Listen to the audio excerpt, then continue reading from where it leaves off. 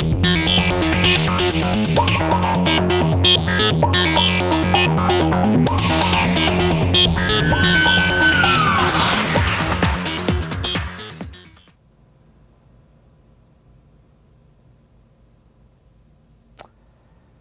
and welcome back to Math Matters, a program where we try to take some of the math that's being taught in the general education and teacher ed courses and tie that to applications in the real world. We've got three fairly nice examples for you today.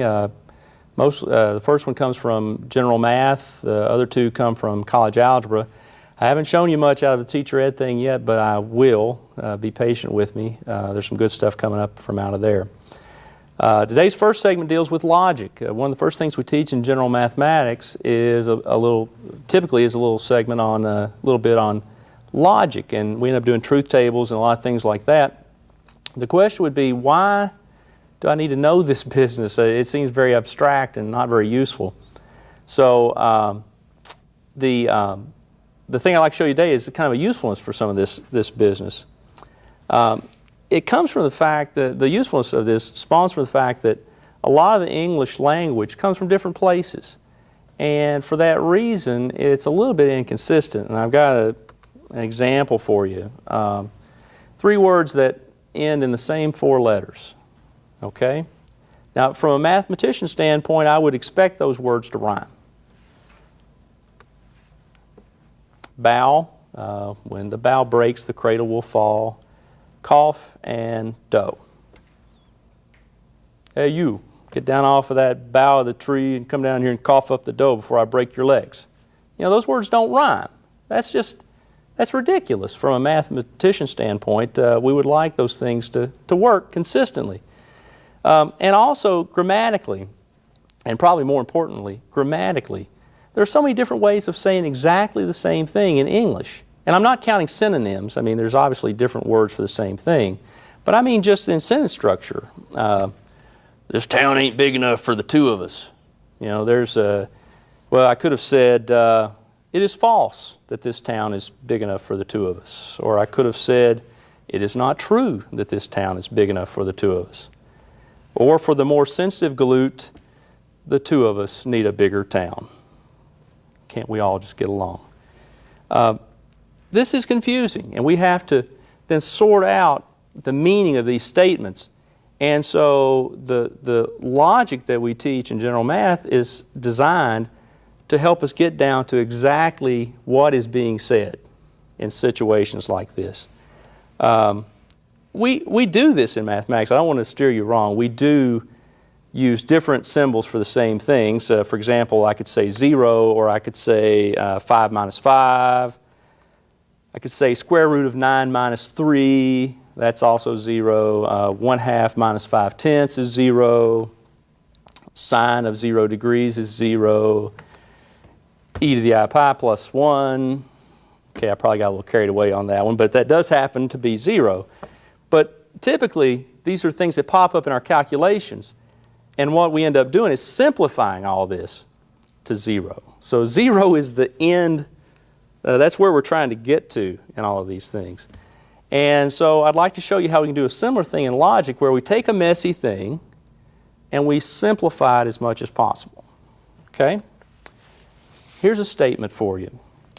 It is not the case that I don't have the contract or I don't get a commission, but I have not set any records. Well, you know, how much more convoluted a statement can you construct? What does that mean exactly? What is this person trying to say? And so what we'd like to do is break it down into symbols. And what I do here is I would take the basic kind of simple statements, things that are either true or false, and allow them a letter, just like we would a variable or something like that. It's just basically shorthand. I'll use the letter P for I have a contract, Q for I get a commission, and R for I have set a record. And then we take it even farther to we could use the words not. Obviously I'm negating some things. I'm saying and sometimes. I'm saying or. But we even go farther and we give symbols to those things as well. So I'll leave those up so that you kind of see what we're doing. So when I say it's not the case that, what I'm doing is I'm negating something. And I would put that negation symbol in front of the parentheses, and here's all the stuff that I'm negating. I don't have the contract. Well, that's not P. Okay, I've negated the statement that I'm using for the letter P, that I'm using the letter P for. Or, well, that's easy. That's the symbol used for or. I don't get a commission. Well, again, you've negated the statement I get a commission, so that's a not Q. Okay? The comma indicates that we're on to something else. But I have not set any records. Well, I didn't get a symbol for but. But what that really means is this stuff has happened, and now something else is going to happen. So and basically, even though it says but, what we're saying here is and. Okay? So the symbol and. Okay, go back here. And then lastly, I have not set any records. So you are negating the statement I have set records. Okay? And that's the way we would say that symbolically. Now the question is, can I simplify that to make more sense of this crazy piece of English? And this is kind of where truth tables comes in. Truth tables tell us what happens when a certain statement starts out as true or false, and then we apply one of these things, not or and or. So if, back to the screen here, if the statement is originally true and I say not the statement, that makes the statement false. If it's false to begin with and I say not the statement, that would make the statement true, for example.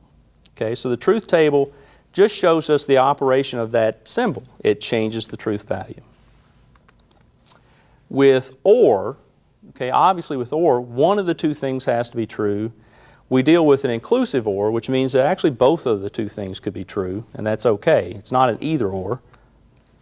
So true in that case, true in that case, true in that case, and false in that one. Okay?